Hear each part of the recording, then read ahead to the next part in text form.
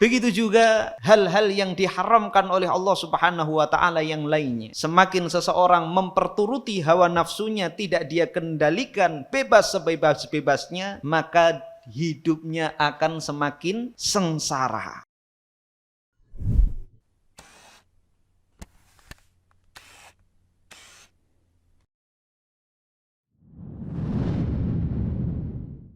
Assalamualaikum warahmatullahi wabarakatuh. Alhamdulillahi rabbil alamin, wal aqibatu lil muttaqin, wala udwana illa 'alal zalimin. Wa asyhadu an la ilaha illallah, ilahul awwalin wal akhirin, wa qayyumus samawati wal aradin. Wa asyhadu anna Muhammadan abduhu wa rasuluhu, khatimul anbiya'i wal mursalin. Ya ayyuhalladzina amanu ittaqullaha haqqa tuqatihi wa la tamutunna illa wa antum muslimun. Amma ba'd, kaum muslimin dan muslimat rahimani wa rahimakumullah. Kembali kita melanjutkan kajian kita dalam kitab Tazkiyatun Nufus. Kita masih pada pembahasan muhasabatun nafs, mengoreksi amal perbuatan kita. Muhasabatun nafs, mengoreksi amal, merupakan salah satu faktor meningkatnya kualitas, membaiknya kualitas amal ibadah kita. Fahaqqun 'alal hazimil mu'mini billahi wal yaumil akhiri an la yaghfala an muhasabati nafsihi. Maka hendaklah orang-orang yang beriman kepada Allah dan hari akhir agar tidak lalai dari mengoreksi dirinya, wa tadyiki 'alaiha min harakatiha wa sakanatiha wa khataratiha, dan hendaklah ia membatasi gerakan-gerakan dirinya dan apa yang terbesit dalam jiwanya. Kita tidak membebaskan diri kita, sebagaimana pada pertemuan yang lalu kita sebutkan, ad-dunya sijnul mu'min wa jannatul kafir. Dunia itu adalah penjara bagi orang beriman dan surga bagi orang kafir. Artinya seorang mukmin tidak leluasa. Dia merasa dalam pengawasan ketat sebagaimana seorang yang tinggal di dalam penjara. Adapun orang kafir bebas melakukan apapun di dunia ini. Namun tentunya penderitaan dunia dengan ketaatan kepada Allah Subhanahu wa taala, kesabaran kita dengan menjalankan ketaatan kepada Allah Subhanahu wa taala itu hanya sementara. Jika kita mampu bersabar dengan menjalankan ketaatan kepada Allah Subhanahu wa taala di dunia yang sementara ini, maka kehidupan setelahnya adalah kita bebas sebebas-bebasnya. Tidak hanya sekedar kebebasan yang kita dapatkan, tapi kebebasan bersama dengan kenikmatan. Kita bebas menikmati limpahan karunia, keindahan, kelezatan, dan kenikmatan-kenikmatan yang tidak pernah terbayangkan oleh diri kita di dunia ini. Kita bebas minum khamr, kapan? Di surga. Kita bebas menikmati apapun yang kita inginkan. Sebagaimana ayat yang tadi malam kita bacakan, wa fiha kullama tashtahil anfus wa taladzul a'yun. Di surga segala apa yang kita inginkan dan segala apa yang menyejukkan mata kita. Adapun orang kafir di dunia yang sementara ini, dia bebas, tapi tidak semua yang dia inginkan bisa dia capai. Dia ingin melakukan segala hal yang haram, tapi tidak semua yang haram bisa dia raih. Dia ingin korupsi misalnya. Sekian miliar, sekian triliun. Dia harus berusaha, harus berhati-hati, takut ketahuan. Setelah berbagai usaha yang dia lakukan, ternyata gagal. Masuk dia ke dalam penjara. Dia menginginkan berzina dengan seorang wanita yang dia sangat bernafsu padanya. Apakah setiap keinginan seperti itu bisa dia capai? Tidak. Bebas dia melakukan, tapi tidak semua yang dia inginkan bisa dia raih. Berbeda dengan seorang mukmin. Dia di dunia ini senantiasa merasa diawasi oleh Allah Subhanahu wa taala, sehingga dia tidak melakukan hal-hal yang menyebabkan murka Allah Subhanahu wa taala. Sifatnya hanya sementara. Kalau dia berhasil istiqomah, mati dalam keadaan iman, maka dia akan merasakan kebebasan, kemerdekaan yang sesungguhnya. Jadi kebebasan yang dirasakan oleh orang kafir itu sebenarnya semu. Dan kebebasan seperti yang mereka lakukan itu tidak membawa kebahagiaan hidup. Karena hawa nafsu itu ketika dituruti tidak ada habisnya. Seorang kecanduan narkoba itu tidak ada ujungnya. Semakin bertambah waktu, kalau dia ingin memuaskan dirinya, maka harus terus menambah dosisnya hingga rusak badannya. Begitu juga hal-hal yang diharamkan oleh Allah Subhanahu wa taala yang lainnya. Semakin seseorang memperturuti hawa nafsunya, tidak dia kendalikan, bebas sebebas-bebasnya, maka hidupnya akan semakin sengsara. Justru kenikmatan hidup di dunia ini kita dapatkan dengan kita mengikuti aturan Allah Subhanahu wa taala, ada batasan-batasannya.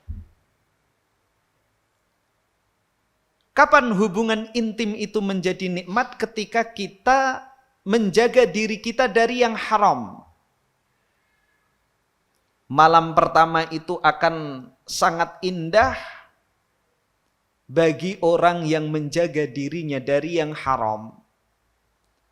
Tapi kalau orang sudah terbiasa berzina dengan pacarnya atau dengan wanita-wanita yang lain, maka malam pertama akan terasa hambar. Begitu juga ke kenikmatan-kenikmatan yang halal yang lainnya. Sehingga di antara hikmah dari berpuasa agar kita mampu merasakan dan menyadari kenikmatan Allah Subhanahu wa taala yang selama ini dicurahkan kepada kita. Makan, minum, kalau kita biarkan diri kita untuk menikmati itu setiap hari, kita tidak akan merasakan nikmatnya. Bahkan kita akan kehilangan nafsu. Tapi begitu Allah Subhanahu wa taala menghentikan kita dari makan dan minum, barulah terasa betapa luar biasa nikmat Allah Subhanahu wa taala yang selama ini kita rasakan.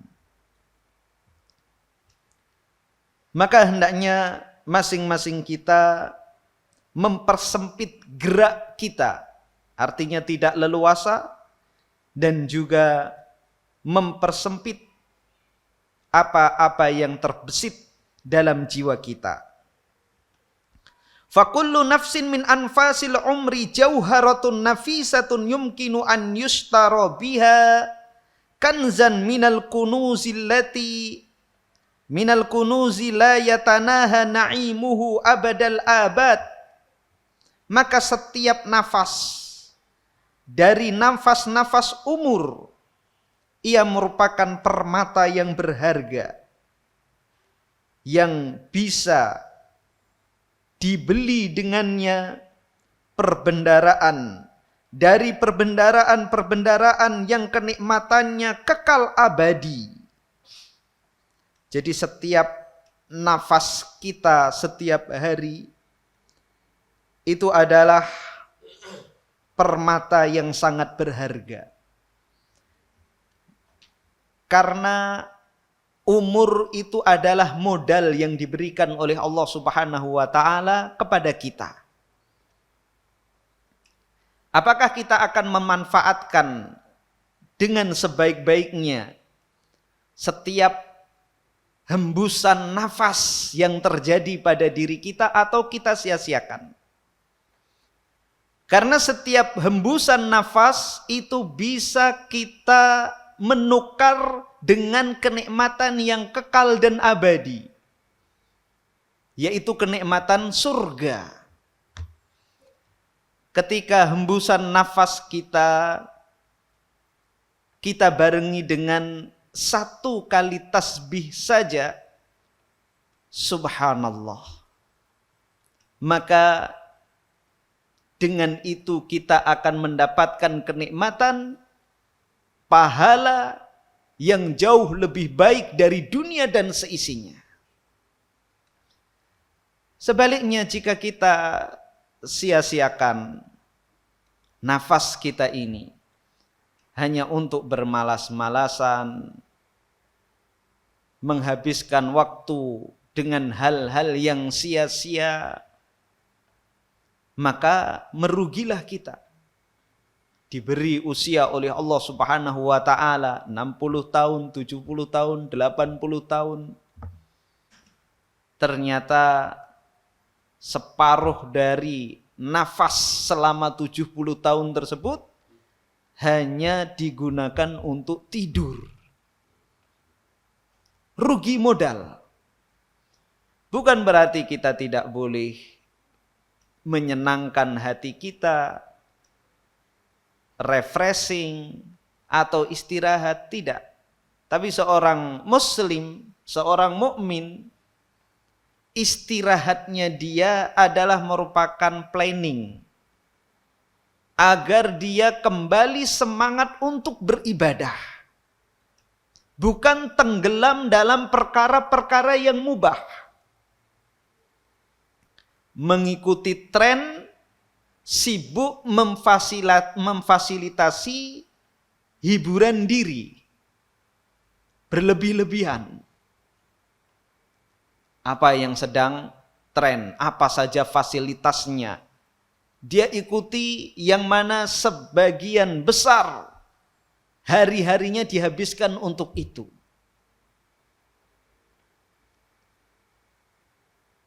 Memberi onderdilnya, membeli variannya, terus waktunya dihabiskan untuk itu, sehingga banyak waktunya terbuang sia-sia.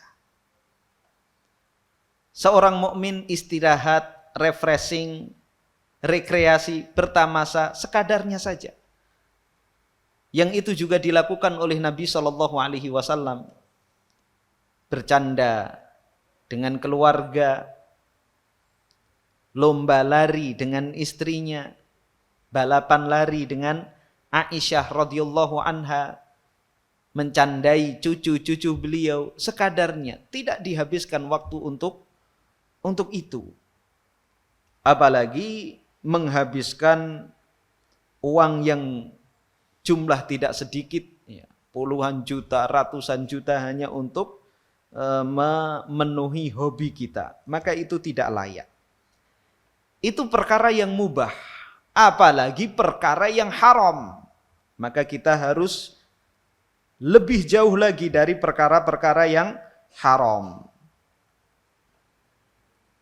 Fa idha'atu hadhil anfasi aw ishtira'u sahibiha bima biha ma yajlibu halakahu khusranun azim, maka menyanyiakan nafas tersebut atau menukarnya dengan sesuatu yang bisa mendatangkan kebinasaan, kecelakaan, maka merupakan kerugian yang besar. La yasmahu bimithlihi illa ajhalan nasi wa ahmaqahum wa aqallahum aqla. Tidaklah membiarkan dengan perbuatan seperti ini kecuali manusia yang paling jahil, yang paling bodoh dan paling sedikit akalnya. Wa innama yadharu lahu haqiqatu hadzal khusran yaumut taghabun, dan akan semakin tampak hakikat kerugian ini di hari taghabun, hari ditampakkannya seluruh amal perbuatan, yaitu hari kiamat. Allah Subhanahu wa taala berfirman, yauma tajidu kullu nafsin ma amilat min khairin muhdara, hari tatkala setiap jiwa akan mendapati setiap apa yang dia kerjakan itu dihadirkan di hadapannya. Wa ma amilat min su'in tawaddu law anna bainaha wa bainahu amadan ba'ida. Begitu pula setiap perbuatan yang buruk itu juga dihadirkan di hadapannya. Jiwa tersebut berharap seandainya antara dirinya dengan amal perbuatan buruk tersebut ada jarak yang sangat jauh. Jadi kelak di hari kiamat, seluruh amal perbuatan kita akan dihadirkan di hadapan kita, di hadapan persidangan Allah Subhanahu wa taala. Ada rekaman dari seluruh amal perbuatan kita. Amal ketaatan, amal kebajikan, perbuatan dosa, dan juga amalan-amalan yang mubah. Jadi kita bercanda, makan, minum, itu pun juga akan dihadirkan di hadapan Allah Subhanahu wa taala. Maka masing-masing kita akan melihat seberapa banyak amal kebaikan kita di dunia dan seberapa banyak perbuatan dosa dan juga amalan-amalan yang mubah yang telah kita kerjakan. 70 tahun usia yang diberikan oleh Allah Subhanahu wa taala, ternyata yang banyak adalah amalan-amalan yang mubah. Ketika kita melihat rekaman dari kehidupan kita selama di dunia ini, isinya hanya makan, minum, bercanda, bahkan perbuatan-perbuatan yang haram, sementara ibadahnya sedikit sekali. Yang mungkin perbuatan-perbuatan kebaikan amal ibadah tersebut belum mampu menghapus perbuatan-perbuatan dosa yang kita lakukan. Kita berharap seandainya waktu-waktu tersebut kita isi dengan amal ibadah, amal kebajikan. Namun tentunya penyesalan di hari itu tidak bermanfaat. Maka sebelum datangnya waktu tersebut, hendaknya kita banyak mengisi setiap nafas yang terjadi pada diri kita dengan amal kebajikan. Wa muhasabatun nafsi naw'un min qablil amal wa naw'un ba'dahu. Mengoreksi diri itu ada dua macam. Yang pertama adalah sebelum beramal, dan yang kedua adalah setelah beramal. Amman naw'ul awwal fahuwa an yakifa inda awwali hammihi wa iradatihi wa la yubadiru bil amali hatta yatabayyana lahu rujhanuhu ala tarkih. Yang pertama, hendaklah seorang berhenti sejenak ketika ia memiliki keinginan, tidak segera beramal hingga jelas baginya bahwa amal tersebut akan mendatangkan kebaikan lebih baik daripada meninggalkannya. Dia benar-benar yakin bahwa apabila dia mengerjakan amal perbuatan tersebut, itu lebih baik daripada meninggalkannya. Qala al-Hasan rahimallahu abdan waqafa inda hammi. Fa in kana lillahi amdahu wa in kana li ghairihi ta'akhkhar. Berkata Hasan, semoga Allah merahmati seorang hamba yang berhenti sejenak ketika ia ada keinginan. Dia berpikir terlebih dahulu, tidak langsung beramal. Kalau yang akan dia kerjakan itu karena Allah, maka dia maju, lanjut. Tapi kalau ternyata amal perbuatan tersebut untuk selain Allah, mencari pujian manusia, riya, tidak ikhlas, maka dia urungkan dahulu karena sia-sia. Seberat apapun amal perbuatan yang kita lakukan, menderita kita, tapi apabila dikerjakan bukan karena Allah, kita tidak akan mendapatkan apa-apa.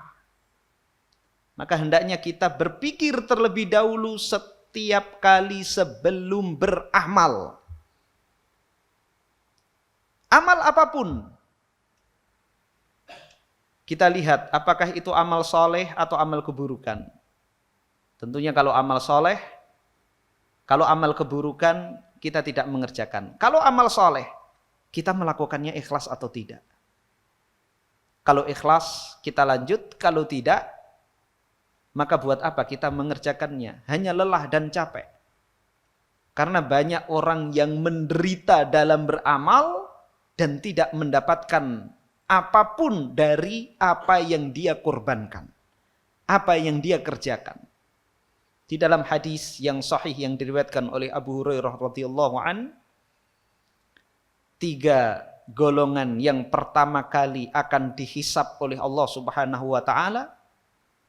Yang pertama adalah seorang mujahid, orang yang berperang mati syahid di jalan Allah. Dia dibangkitkan di hari kiamat, diadili di persidangan Allah Subhanahu wa taala. Ditampakkan kepadanya berbagai kenikmatan yang telah diberikan oleh Allah Subhanahu wa taala kepadanya. Badan yang kuat, keahlian di medan perang. Kemudian dia ditanya, apa yang telah engkau perbuat? dengan kenikmatan-kenikmatan karunia yang diberikan oleh Allah Subhanahu wa taala kepada engkau. Ia pun mengatakan, qataltu fika hatta stushhid. Aku berperang di jalanmu ya Allah sampai aku mati syahid. Namun dikatakan kepada orang ini, kadzabta walakinnaka qatalta liyuqal huwa jari. Engkau berdusta. Akan tetapi engkau berperang agar dikatakan pemberani. Dan itu sudah dikatakan, manusia telah memujimu. Fa umira bihi fasuhiba ala wajhihi hatta ulqiya finnar. Maka orang tersebut diperintahkan untuk diseret dengan keadaan kaki di atas, kepala di bawah, dimasukkan ke dalam api neraka. Kemudian yang kedua adalah ulama, ahli Quran. Dia didatangkan di hadapan Allah Subhanahu wa taala, ditampakkan karunia Allah Subhanahu wa taala ketika di dunia. Ilmu dia yang luas, bacaan Al-Quran yang merdu. Dia pun ditanya, fama amilta fiha, apa yang engkau lakukan dengan potensi yang diberikan oleh Allah kepadamu? Dia mengatakan, allamtul ilma wa qara'tu fikal Qur'an. Aku mempelajari ilmu agama dan mengajarkannya. Aku membaca Al-Quran karenamu ya Allah. Namun dikatakan kepadanya, kadzabta, engkau dusta. Innama ta'allamta liyuqal huwa alim. Engkau belajar agar dikatakan engkau sebagai ulama. Wa qara'tal Qur'an liyuqal huwa qari. Engkau membaca Al-Quran agar dikatakan engkau adalah qari, ahli baca Quran. Maka nasib orang ini sama dengan orang yang mati syahid. Dia diseret, dimasukkan ke dalam api neraka. Kemudian yang ketiga adalah orang yang dermawan ketika di dunia. Allah Subhanahu wa taala berikan berbagai macam harta, berbagai macam usaha yang dia jalani, semuanya sukses. Maka dia dihadirkan di persidangan Allah Subhanahu wa taala, dia pun ditanya, fama amilta fiha, apa yang engkau lakukan dengan harta yang telah diberikan kepada engkau?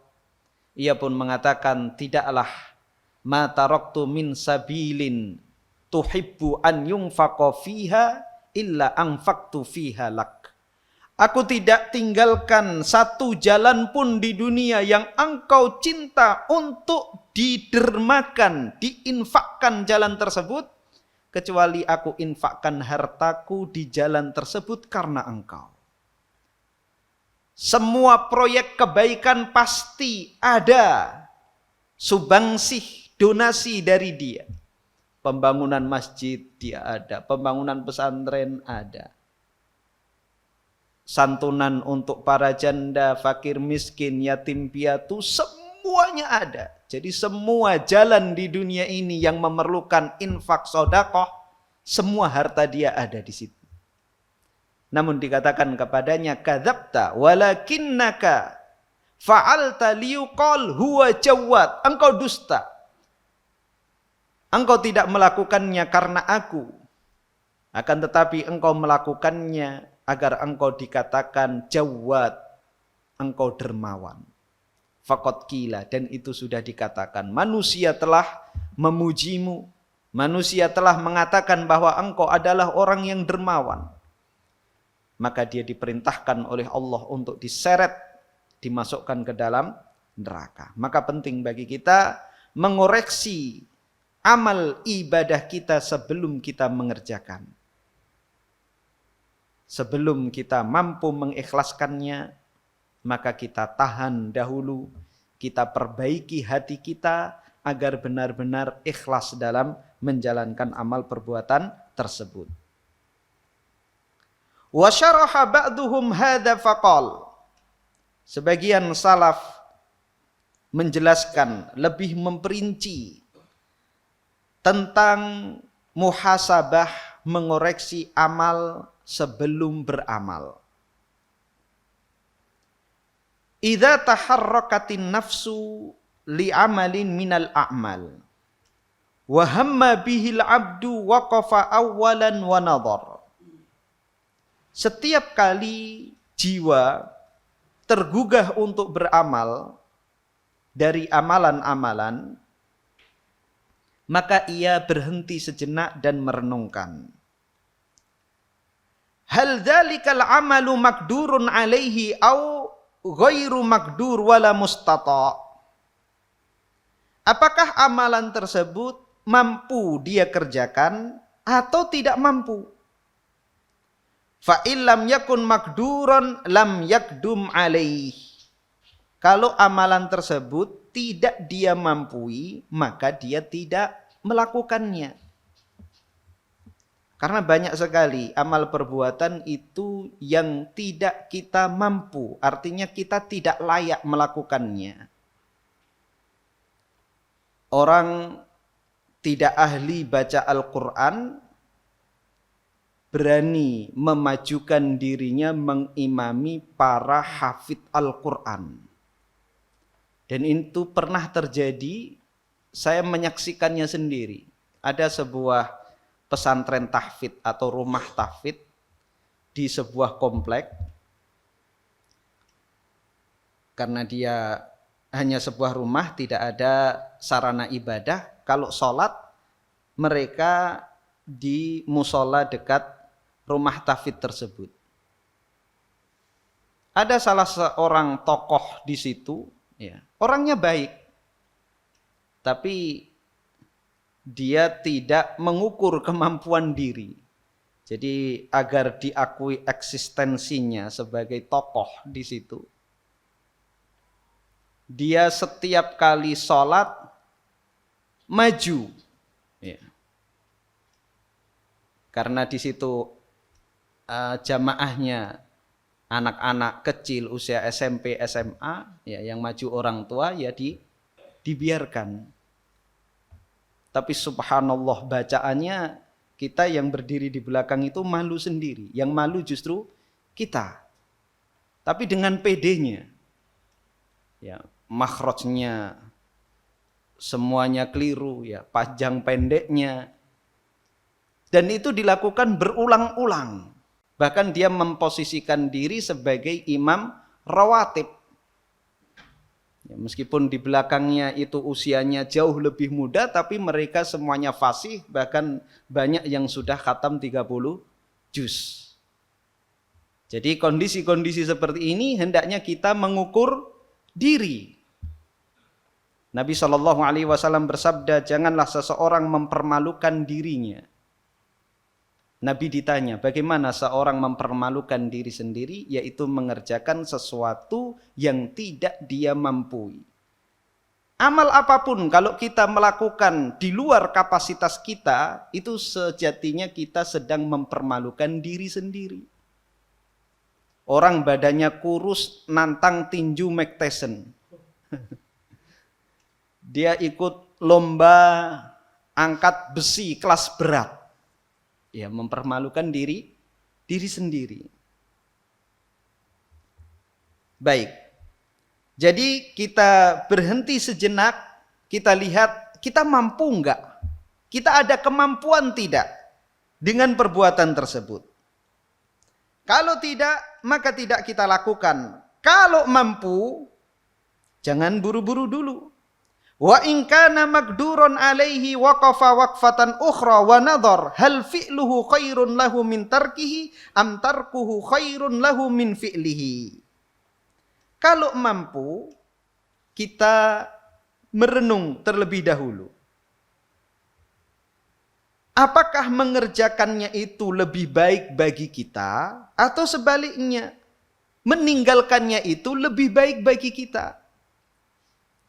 Jadi kalau kita sudah sadar bahwa meninggalkan perbuatan tersebut lebih baik bagi kita, untuk apa kita kerjakan? Jadi harus dipikirkan terlebih dahulu. Fa in kana tsani tarkuhu wa lam yaktarakahu wa lam yakdum alaih. Jika perbuatan itu lebih baik kita tinggalkan, maka kita tinggalkan, kita tidak mengerjakannya. Wa in kana al-awwal waqafa waqfatan thalithah.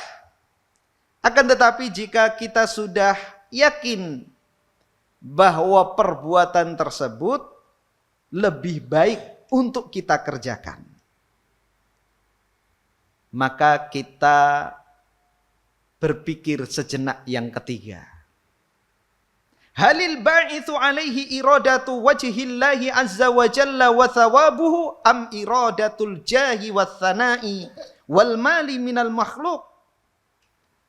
Apakah pendorong untuk melakukan perbuatan tersebut adalah mengharap wajah Allah azza wa jalla dan pahala darinya, atau pendorongnya adalah kemuliaan, pujian manusia, harta dari makhluk, atau bukan?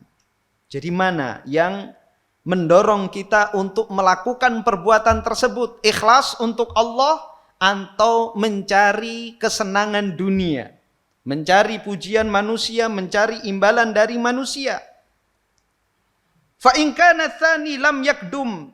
Kalau pendorongnya adalah karena dunia bukan karena Allah, maka kita tidak mengerjakannya. Wa in afdha bihi ila matlubihi li alla ta'tada nafsu asyirk wa yakhiffa 'alaiha al-'amalu li ghairillah fa biqadari ma yakhiffu 'alaiha dzalika yathqulu 'alaiha al-'amalu lillahi hatta yasira athqala syai'in 'alaiha. Kita tahan diri kita dari perbuatan-perbuatan yang kita kerjakan bukan karena Allah.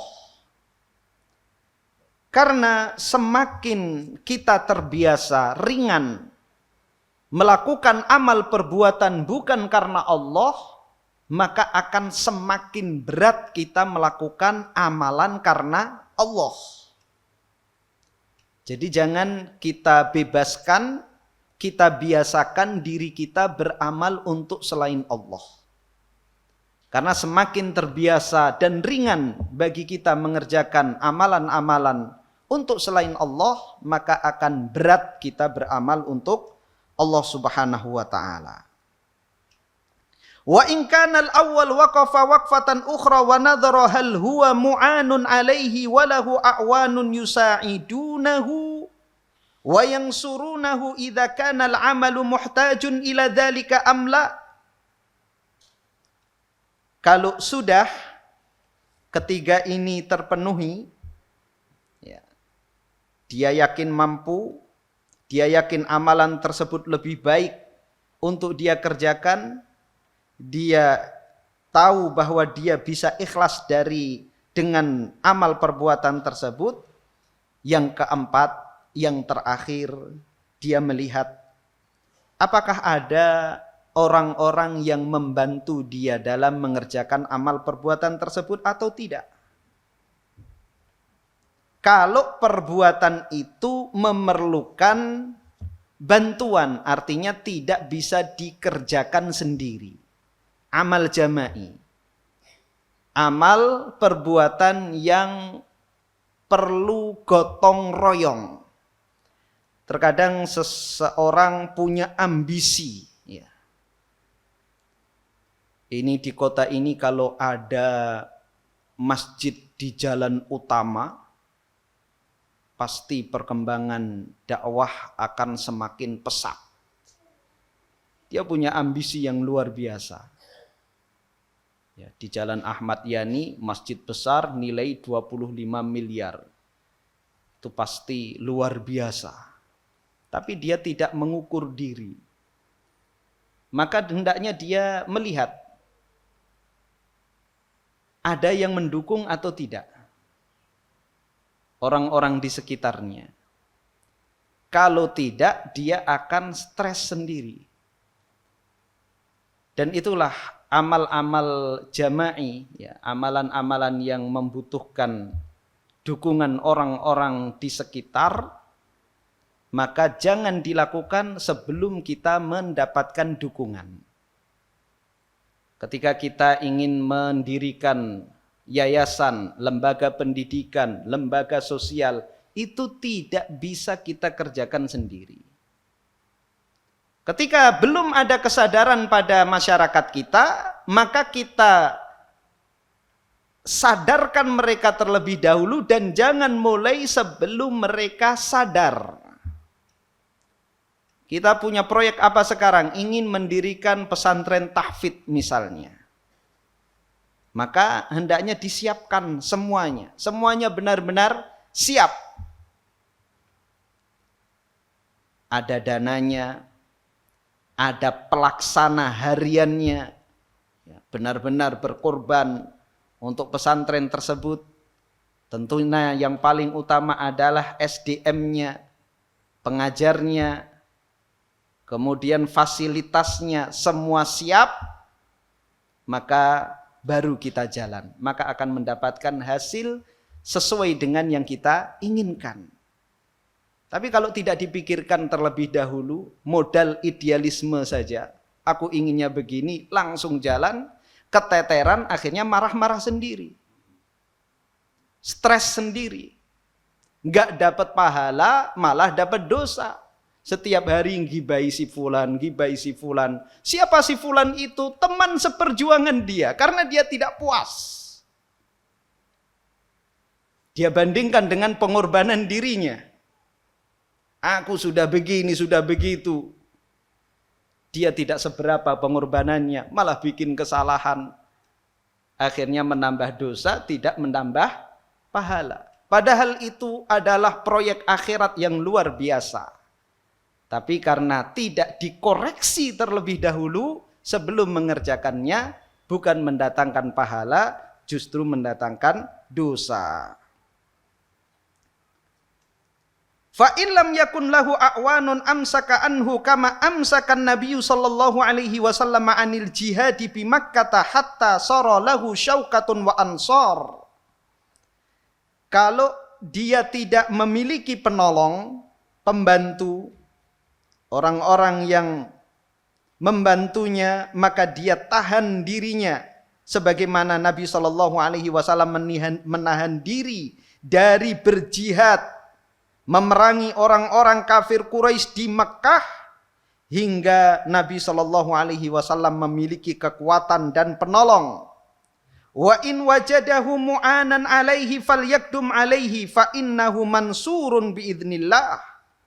Kalau dalam amal perbuatan itu ada penolongnya, maka hendaklah dia maju, maka dia akan mendapatkan kemenangan insya Allah dengan izin Allah Subhanahu Wa Taala.